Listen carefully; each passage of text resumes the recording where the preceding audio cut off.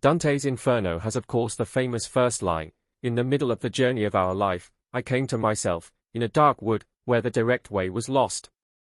I suppose we would like to avoid such a place, but it is here where I came to myself, or in other words or translation, I found myself. And who would not want to be found? Ironically, I suspect, most of us do not want to find ourselves because such finding may involve pain or suffering or confusion. The poet goes on to say he found a good thing there. My mind has often skipped over the second sentence, where he says it is hard to explain the forest, hard to explain what it was like. This to me is a peculiar statement. Why say that? Perhaps, to a point, he is saying he could not figure out what it was. And here, drawing from the allegory, I equally find my dark forest hard to explain, how wild and impenetrable it seems. The paradigms of reality seem all skewed. Is there no other place to find myself? If the answer is in the affirmative, perhaps we should not despise our dark forests as much as we do.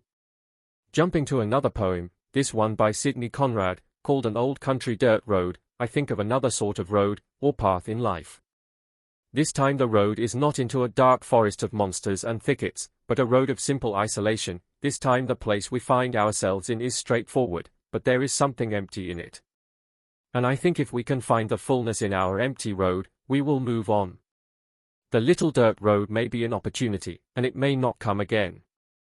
The narrator of this poem dreams of this road, and says, "And if I could have my way once again, an old country dirt road, I would surely roam." In my imagination I think God may say, "There's gold where you are at, and the dirt road may not come again." Now I think there are dirt roads with gold, and there are dirt roads that destroy, and it is hard to tell the path. Here I think of something I experienced yesterday. I had watched on the internet some spiritual people talk. Their knowledge was impressive, their paths made of gold. For a brief moment I thought that I do not compare or measure up, and for a moment I thought I might as well stop my own talents, and stop, for what is the point? But instantly I felt, as though in my inner senses, a little whisper of God's voice. As though he said to me, "If you stop your talents, you will destroy your destiny." The insight and whisper were so abrupt that I did not protest.